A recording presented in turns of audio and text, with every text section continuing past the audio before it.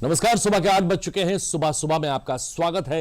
मैं हूं विजय श्रीवास्तव और सुबह सुबह की शुरुआत करेंगे सबसे पहले हेडलाइन से। नारी शक्ति वंदन अधिनियम पर पीएम मोदी का देशवासियों को संबोधन। कांग्रेस डीएमके टीएमसी को बताया और समाजवादी पार्टी को बताया स्वार्थी दल। नारी शक्ति की उड़ान और उनके सपनों को कुचलने का लगाया आरोप। पीएम मोदी ने कांग्रेस और उसके सहयोगी दलों महिला आरक्षण रोकने के लिए झूठ का सहारा लेने और देशवासियों को गुमराह करने का लगाया आरोप। पीएम मोदी ने कहा कि महिला आरक्षण को रोकने की पाप की सजा विपक्ष को जरूर मिलेगी।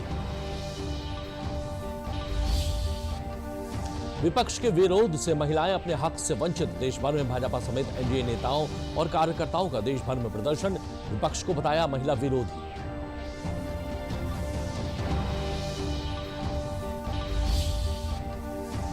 राष्ट्रपति ट्रंप के बयान के बाद ईरान का होर्मुज स्ट्रेट को फिर से बंद करने का ऐलान। होर्मुज जल डमरू को पार कर रहे जहाजों पर फायरिंग। ईरान पर गंभीर आरोप, बढ़ा तनाव।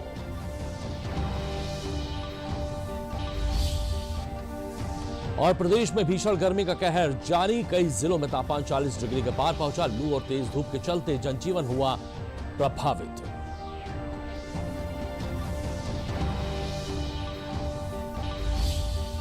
चलिए बुलेटिन की शुरुआत करेंगे प्रधानमंत्री नरेंद्र मोदी के संबोधन के साथ।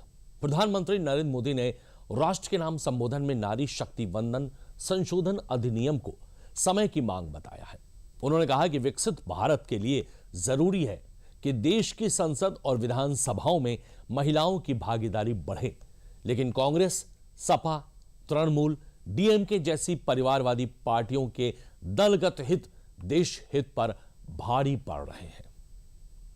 हमारे लिए देश हित सर्वोपरि है, लेकिन जब कुछ लोगों के लिए दल हित सब कुछ हो जाता है,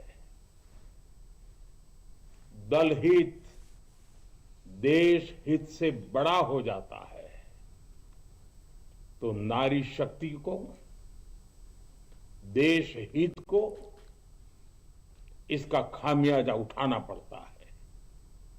इस बार भी यही हुआ है। कांग्रेस, डीएमके, टीएमसी और समाजवादी पार्टी जैसे दलों की स्वार्थी राजनीति का नुकसान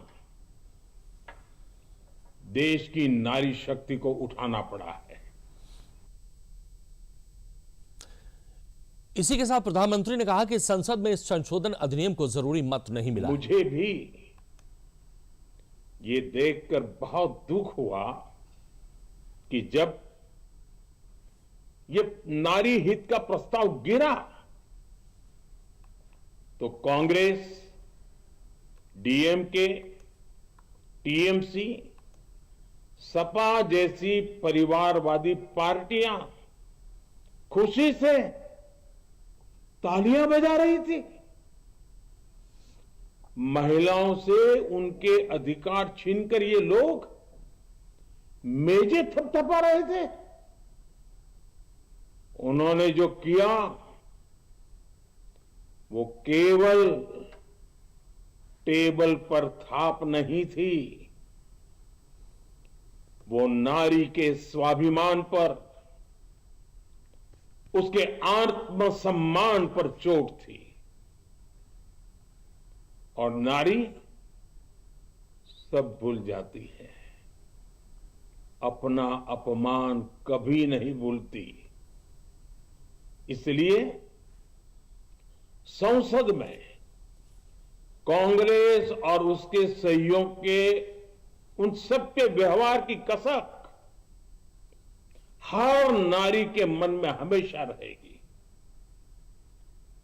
देश की नारी जब भी अपने क्षेत्र में इन नेताओं को देखेगी तो वो याद करेगी कि इन्हीं लोगों ने संसद में महिला आरक्षण को रोकने का जश्न मनाया था, खुशियां मनाई थी।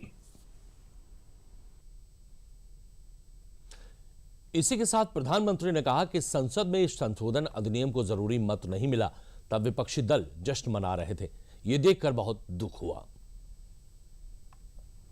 मुझे व्यक्तिगत तौर पर आशा थी कि कांग्रेस अपनी दशकों पुरानी गलती सुधारेगी।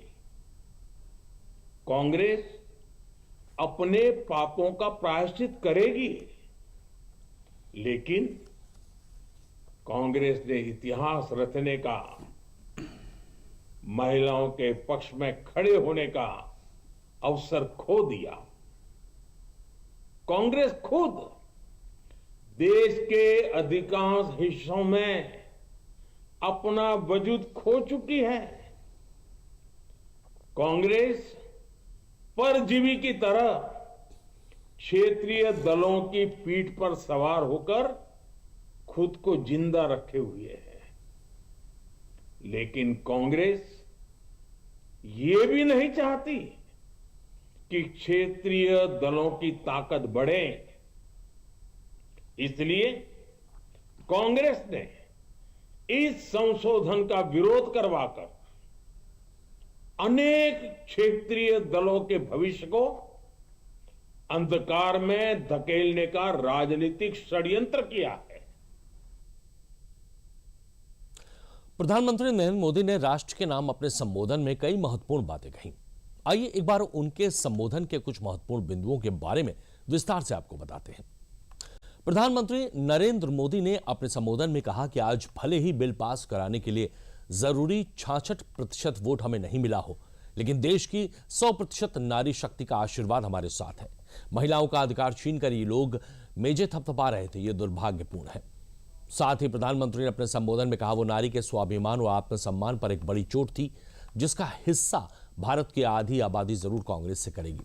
नारी अपमान कभी नहीं भूलती है। यह महत्वपूर्ण बात प्रधानमंत्री नरेंद्र मोदी ने अपने संबोधन में कही। उन्होंने कहा कि नारी शक्ति वंदन संशोधन समय की मांग है, जिसे विपक्ष सहित कांग्रेस ने नकार दिया है। संशोधन में सभी राज्यों के समान वृद्धि का प्रयास था। यह विधेयक भारत की नारी शक्ति को राजनीति के केंद्र में लाने का प्रयास था। कांग्रेस और सहयोगियों ने ईमानदार प्रयास की भ्रूण हत्या की है, यह कहना था प्रधानमंत्री नरेंद्र मोदी का। परिवारवादी पार्टियों को डर है कि इनका सही खतरे में ना पड़ जाए, इसीलिए उन्होंने इसका विरोध किया। प्रधानमंत्री ने कहा सरकार ने स्पष्ट किया है कि किसी राज्य की भागीदारी का अनुपात नहीं बदलेगा, सभी राज्यों की सीटें समान अनुपात में बढ़ेंगी। प्रधानमंत्री नरेंद्र मोदी ने संदेश की प्रमुख बातें ये हम आपको बता रहे हैं। कांग्रेस एक एंटी रिफॉर्म पार्टी है, जिसका उदाहरण उसने इस विधेयक का विरोध करते हुए सभी के सामने रख दिया है। लटकाना, भटकाना और अटकाना यही कांग्रेस का सिद्धांत रहा है। भारत के विकास से संबंधित कोई भी नीति हो या हमेशा उसका विरोध करती है। यह विषय नाकामी या क्रेडिट का नहीं था। प्रधानमंत्री ने कहा महिलाओं के लिए हमें दलगत राजनीति से ऊपर उठकर एकजुट होकर यह काम करना है। उन्होंने कहा कि मैं इसका क्रेडिट विज्ञापन छपवाकर विपक्ष को दे दूंगा। हम महिला आरक्षण में आने वाली हर रुकावट को खत्म करेंगे। इसके साथ ही प्रधानमंत्री ने कहा कि भले ही संसद में यह पारित नहीं हुआ, लेकिन देश की 100% नारी शक्ति का आशीर्वाद हमारे साथ बना हुआ है और नारी शक्ति वंदन अधिनियम अगर पारित नहीं हो पाया तो भी हम इसके लिए प्रयास लगातार जारी रखेंगे, ऐसा प्रधानमंत्री ने अपने संबोधन में कहा। यह संदेश था उनका। नारी शक्ति वंदन अधिनियम पर जो विरोध विपक्ष ने जताया है, उससे दुखी होकर उन्होंने ये बात कही है। कानपुर देहात पहुंचे विधानसभा अध्यक्ष सतीश महाना ने नारी शक्ति वंदन अधिनियम के लोकसभा में पारित न होने पर विपक्षी दलों पर तीखा हमला बोला है।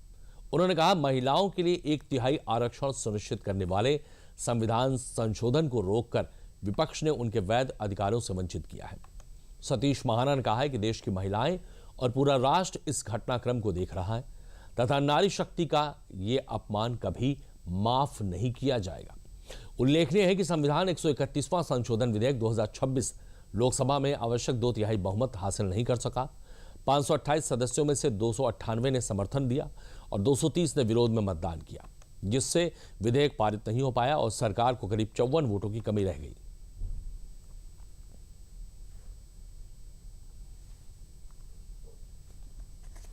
50% आबादी के साथ पहली बार न्याय होने जा रहा है। देश के यशस्वी प्रधानमंत्री माननीय नरेंद्र मोदी जी ने निर्णय ले लिया कि 33% आरक्षण। मुझे लगता है कि इसके ऊपर किसी भी राजनीति नहीं होनी चाहिए, सब लोगों को राजनीतिक दुर्भावना से एक मत होकर इसको पास करने में अपना सहयोग देना चाहिए। लेकिन कल जो कुछ भी हुआ वो दुर्भाग्यपूर्ण था, इनको पास ना होना। अब जनता के बीच में ये विषय गया है, जनता का निर्णय करेगी। महिलाओं की सशक्तिकरण की बात आदिकाल से चली आ रही है। हमारे लोकतांत्रिक व्यवस्था के बाद हमारे संविधान में भी इस बात को लिखा है, और आज़ादी के बाद हमेशा लोग इस बारे में बात तो करते हैं, लेकिन बात करने के बाद जिसमें इम्प्लीमेंटेशन का समय आता है तो फिर भाग जाते हैं।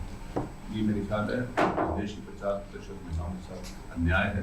साड़ी वंदन अधिनियम जो कि बहनों के लिए एक सम्मानजनक स्थिति के नारी स्थिति के लिए जो हमारे प्रधानमंत्री ने प्रयास किया था कि नीति निर्धारण में उनकी भागीदारी रहे, वो एक अच्छा प्रयास था और उसके लिए विपक्षियों ने जरा सा भी सहयोग नहीं किया। आधी आबादी का कहना है जिस तरह विपक्षियों ने उनके मान सम्मान के प्रति जरा से सहयोग नहीं किया, आने वाले समय को सभी लोग भारतीय जनता पार्टी के साथ खड़े रहेंगे, उनका कार्य सहयोग नहीं करेंगे, क्योंकि जब वो मान सम्मान की रक्षा नहीं कर सकते तो वो बहने क्यों उनके साथ रहेंगे। बाराबंकी के दरियाबाद में आयोजित नारी शक्ति सम्मेलन में बड़ी संख्या में महिलाओं की भागीदारी देखने को मिली है। कार्यक्रम में मुख्य अतिथि के रूप में पहुंचे प्रदेश के खाद्य और रसद मंत्री सतीश शर्मा ने महिलाओं के सशक्तिकरण, आत्मनिर्भरता और अधिकारों पर जोर दिया। इस दौरान उन्होंने लोकसभा में नारी शक्ति बिल का विपक्ष द्वारा विरोध किए जाने पर कड़ी प्रतिक्रिया दी है। मंत्री ने कहा कि ये बिल महिलाओं को राजनीतिक भागीदारी देने की दिशा में महत्वपूर्ण कदम था, लेकिन विपक्ष ने राजनीतिक स्वार्थ में इसका विरोध किया है। उन्होंने कहा सरकार महिलाओं के विकास और सुरक्षा के लिए निरंतर कार्य कर रही है। कार्यक्रम में विभिन्न क्षेत्रों में उत्कृष्ट कार्य करने वाली महिलाओं को सम्मानित किया गया और महिलाओं के हित में चलाई जा रही योजनाओं की जानकारी भी साझा की गई। यशस्वी प्रधानमंत्री आदरणीय नरेंद्र मोदी जी महिला हितों के लिए, महिलाओं के सशक्तिकरण के लिए, महिलाओं की आत्मनिर्भरता के लिए लगातार सरकार में योजनाओं को, महिलाओं को केंद्र में रखकर योजनाओं को बनाने का काम करते रहे हैं। और जो महिला आरक्षण था उसी का एक हिस्सा था। यद्यपि सभी को पता था कि जो अभी संसद में सीटें हैं उससे सीटें बढ़ाकर इस महिलाओं को 33% का आरक्षण देना था, लेकिन जिस तरीके से इंडिया ब्लॉक के राजनीतिक दलों ने दुर्भाग्यपूर्ण ढंग से इसका विरोध किया, आधी आबादी के हितों को रोड़ा अटकाने का काम किया है जिस प्रकार से विपक्षी दलों ने, निश्चित ही मेरा पूरा भरोसा है कि जो महिलाओं पूरी तरीके से जागरूक हैं और आने वाले समय में इंडिया ब्लॉक के सभी दलों को इसका जवाब देने का काम करेंगे। बरेली में नारी शक्ति वंदन अधिनियम को लेकर महिलाओं में खासा उत्साह देखा गया है, लेकिन संसद में बहुमत न मिलने के कारण बिल पास न होने से महिलाओं को काफी हताशा हुई है। शहर की कई महिलाओं ने समाजवादी पार्टी और कांग्रेस को महिला विरोधी बताते हुए बिल को दोबारा संसद में पेश करने की मांग उठाई है। महिलाओं का कहना है कि इस अधिनियम का विरोध कर उनके अधिकारों और राजनीतिक भागीदारी में बाधा डाली गई है। उन्होंने आरोप लगाया कि विपक्ष महिलाओं की प्रगति रोकना चाहता है, जबकि महिलाएं अपने अधिकारों के प्रति जागरूक हो चुकी हैं। महिलाओं ने केंद्र सरकार से अपील की है कि नारी शक्ति वंदन अधिनियम को पुनः संसद में लाकर जल्द लागू किया जाए ताकि महिलाओं को उचित प्रतिनिधित्व मिल सके।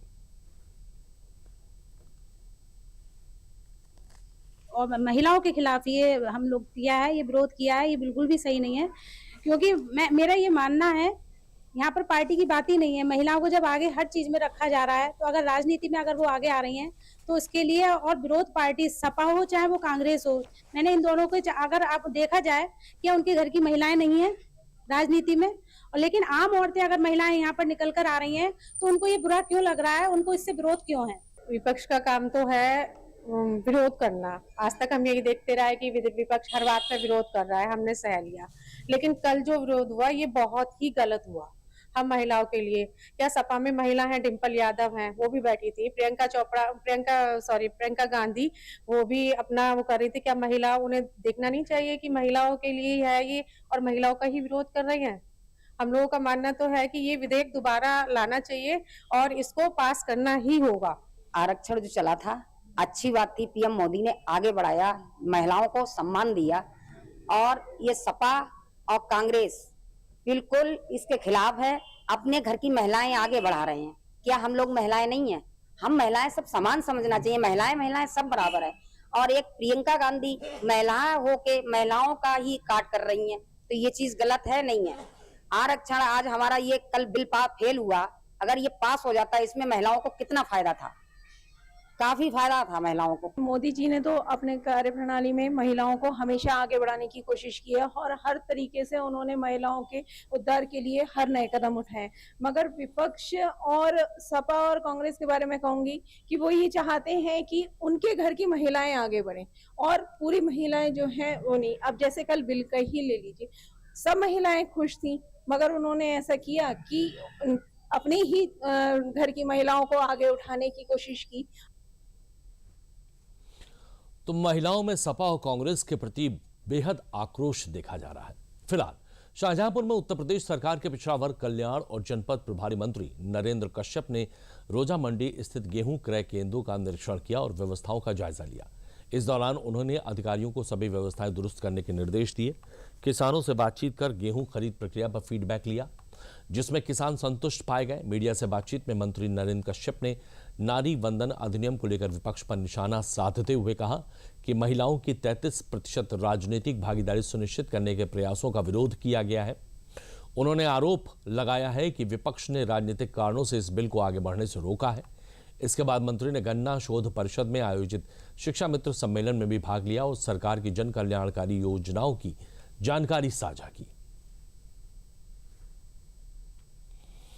कांग्रेस पार्टी ने, समाजवादी पार्टी, ममता दीदी, जितने भी इंडी गठबंधन के लोग हैं, इन्होंने भारत की बढ़ती हुई महिलाओं के कदमों को रोकने का काम किया है। जिन महिला शक्ति को प्रधानमंत्री जी 2029 से पार्लियामेंट में 33%, प्रदेश की सभी असेंबलीज में 33% जिताकर नेता बनाकर देश का नेतृत्व करने का अवसर देने वाले थे, उस अवसर को कांग्रेस ने, समाजवादी पार्टी ने रोका है।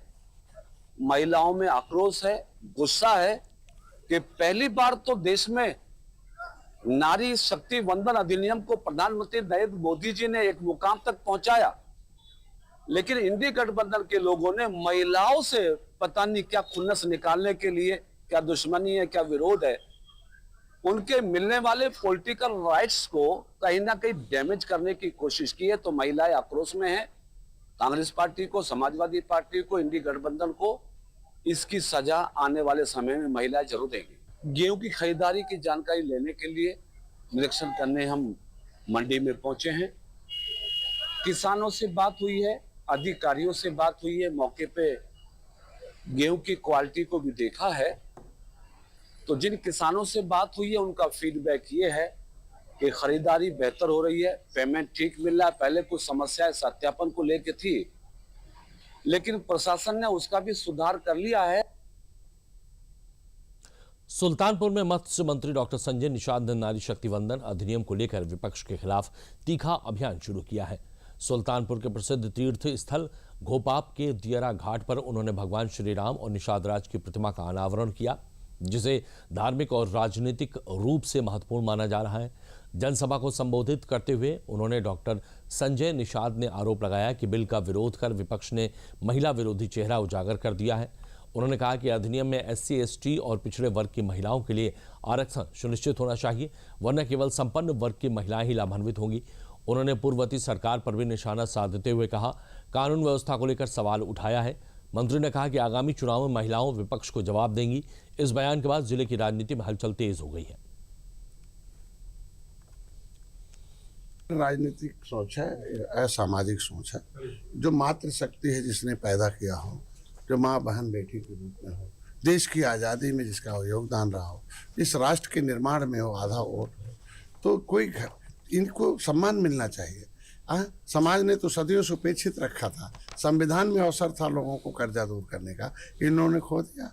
आज के दिन में आज बिल पारित हो गया होता तो संख्या बढ़ जाती, तो किसी को दर्द दे के किसी को सुख नहीं दिया जा सकता। मान लीजिए पहले से जो सांसद थे उनसे अगर सीट नहीं बढ़ाएंगे तो फिर उनको हिस्सा कहाँ दिलाएंगे भाई आज के दिन में। और हर परिसीमन तो हमेशा होता है, हर 20 साल बाद परिसीमन होता है। टाइम आ गया था, परिसीमन तो होना चाहिए उनको, लेकिन विपक्ष ने अपने महिला विरोधी जो सोच थी उसको दिखा दिया। अब महिलाएं इसका जवाब इस इलेक्शन में देंगी और निश्चित रूप से अब लोग समझ गए हैं इसमें कभी आवाज मुसलमान की महिला की नहीं आवाज़ उठा सकते हो, लेकिन जो देश को आज़ादी में उजड़े हैं और पिछड़े हैं उनकी आवाज़ क्यों नहीं बन रहे भैया।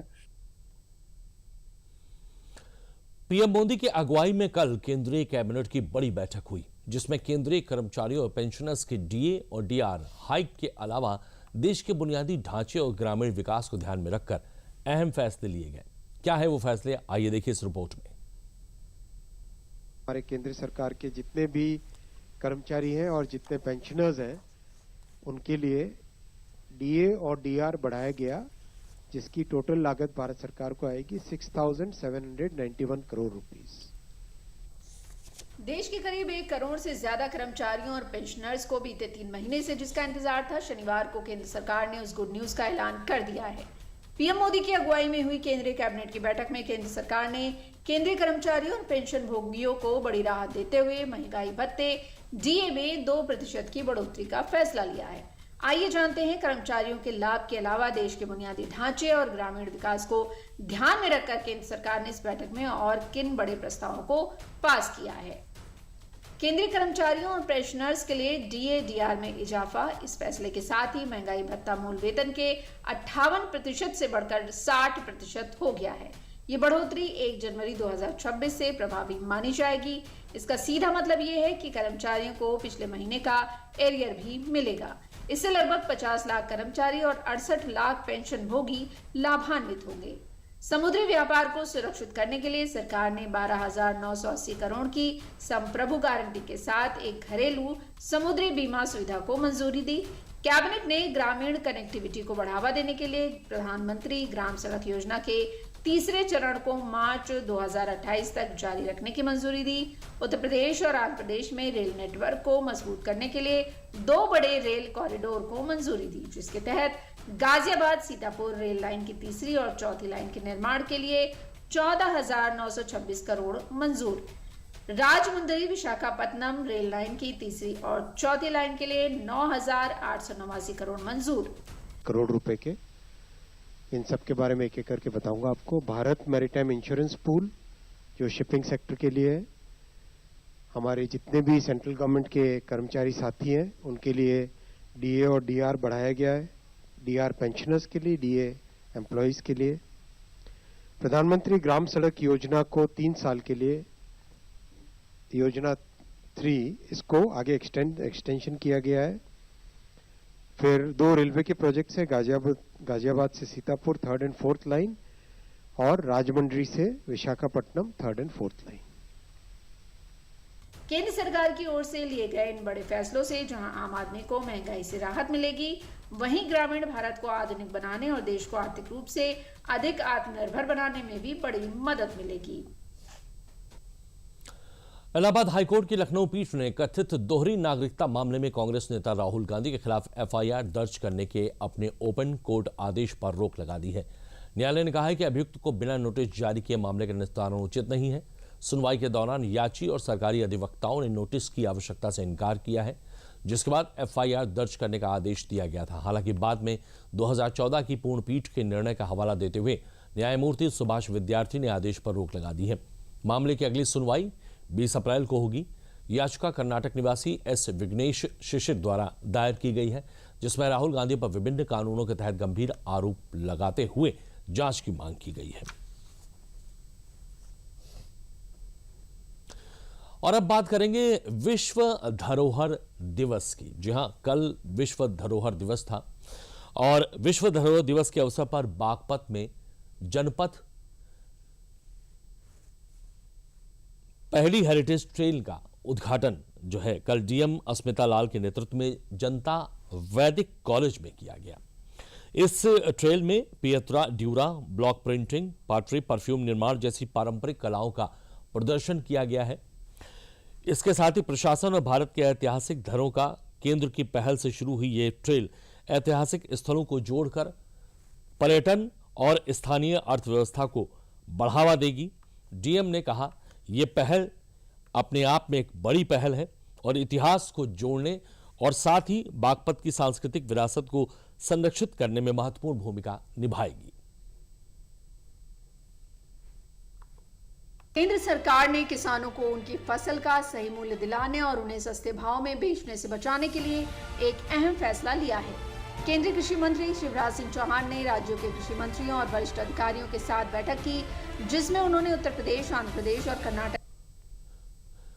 केंद्र सरकार ने किसानों के हित में एक बड़ा फैसला लिया है। सरकार ने उत्तर प्रदेश में आलू की खरीद, आंध्र प्रदेश में चना खरीद, कर्नाटक में तूर यानी अरहर खरीद अवधि के विस्तार को मंजूरी दी है। देखिए ये रिपोर्ट। प्रदेश में लगातार स्मार्ट मीटर को लेकर शिकायतें बढ़ती जा रही हैं। लगभग सभी जनपदों में स्मार्ट प्रीपेड मीटर को लेकर केंद्र सरकार ने किसानों को उनकी फसल का सही मूल्य दिलाने और उन्हें सस्ते भाव में बेचने से बचाने के लिए एक अहम फैसला लिया है। केंद्रीय कृषि मंत्री शिवराज सिंह चौहान ने राज्यों के कृषि मंत्रियों और वरिष्ठ अधिकारियों के साथ बैठक की, जिसमें उन्होंने उत्तर प्रदेश, आंध्र प्रदेश और कर्नाटक के कृषि उत्पादों की खरीद से जुड़े प्रस्तावों को मंजूरी दी है। केंद्र सरकार ने यूपी के लिए किस प्रस्ताव को मंजूरी दी है, आइए जानते हैं। सरकार ने बाजार हस्तक्षेप योजना यानी MIS के तहत 20 लाख मीट्रिक टन आलू खरीदने को मंजूरी दी है। इसके लिए 6,500.9 रुपए प्रति मीट्रिक टन आलू का मूल्य तय किया गया है। इस पर सरकारी खजाने से 203.15 करोड़ रुपए खर्च होंगे। इसका मतलब है कि किसानों को अब बहुत कम कीमत पर आलू बेचने की मजबूरी नहीं होगी। इस फैसले से आलू उत्पादक किसानों को सीधा फायदा मिलेगा। जब बाजार में कीमत गिरती है तब किसान को नुकसान होता है, लेकिन अब सरकार खुद खरीद करेगी, जिससे किसानों को एक तय और उचित दाम मिलेगा। इससे यूपी में आलू बाजार भी संतुलित रहेगा और किसानों की आय में सुधार होगा। इसके अलावा सरकार ने आंध्र प्रदेश में चना खरीद की सीमा 54,500 मीट्रिक टन से बढ़ाकर 1,13,250 मीट्रिक टन कर दिया है और कर्नाटक में तूर की खरीद की अवधि 15 मई 2026 तक बढ़ा दी है। सरकार का मुख्य उद्देश्य यही है कि किसान को उसकी उपज का सही मूल्य मिले और वो आर्थिक रूप से मजबूत बने। प्रधानमंत्री मोदी के नेतृत्व में केंद्र सरकार लगातार ऐसे फैसले ले रही है जिससे किसानों को फायदा हो। राज्यों के साथ मिलकर काम करते हुए सरकार ये सुनिश्चित कर रही है कि किसानों को किसी भी स्थिति में नुकसान ना हो। समय समय पर ऐसे फैसले लेकर सरकार खेती को लाभदायक बनाने की दिशा में आगे बढ़ रही है। यूपी में स्मार्ट मीटर को लेकर बढ़ती शिकायतों के बाद पावर कॉर्पोरेशन ने 4 सदस्यीय विशेषज्ञ समिति गठित की है। यह समिति 10 दिनों में तकनीकी जांच रिपोर्ट सौंपेगी। पूरी खबर देखिए आप। प्रदेश में लगातार स्मार्ट मीटर को लेकर शिकायतें बढ़ती जा रही हैं। लगभग सभी जनपदों में स्मार्ट प्रीपेड मीटर को लेकर रोजाना ही विरोध प्रदर्शन हो रहे हैं। स्मार्ट प्रीपेड मीटर को लेकर लगातार बढ़ती शिकायतों के बाद अब पावर कॉर्पोरेशन ने बड़ा कदम उठाया है। रिचार्ज के बावजूद कनेक्शन देर से जुड़ने, बैलेंस अपडेट में गड़बड़ी और ओवर बिलिंग जैसी समस्याओं को देखते हुए स्मार्ट मीटर सिस्टम की जांच के लिए 4 सदस्यीय विशेषज्ञ समिति गठित की गई है। साथ ही बिजली से जुड़ी शिकायतों के त्वरित और निष्पक्ष निस्तारण के भी निर्देश दिए गए हैं।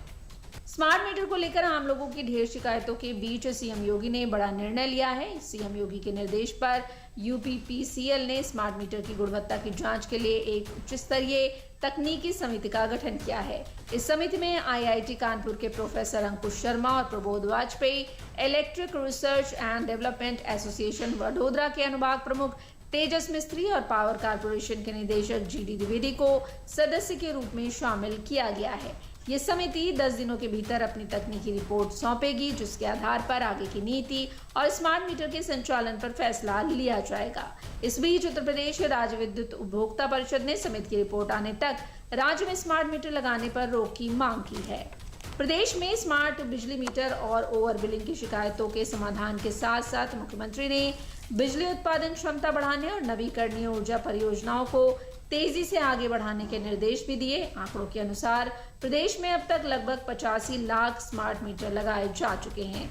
इसमें 70 लाख लोगों ने स्मार्ट पोस्ट पेड मीटर लगवाए थे, लेकिन पिछले कुछ समय से इन मीटरों को लेकर लगातार शिकायतें सामने आ रही हैं। इसके साथ ही उपभोक्ता परिषद ने पावर कॉर्पोरेशन और प्रदेश सरकार से मांग की है कि जब तक वर्तमान जांच समिति की रिपोर्ट सार्वजनिक पब्लिक डोमेन में जारी नहीं हो जाती, तब तक पूरे उत्तर प्रदेश में स्मार्ट मीटर की स्थापना पर तत्काल प्रभाव से रोक लगाई जाए। तो सुबह सुबह में बस इतना ही। दीजिए इजाजत। नमस्कार।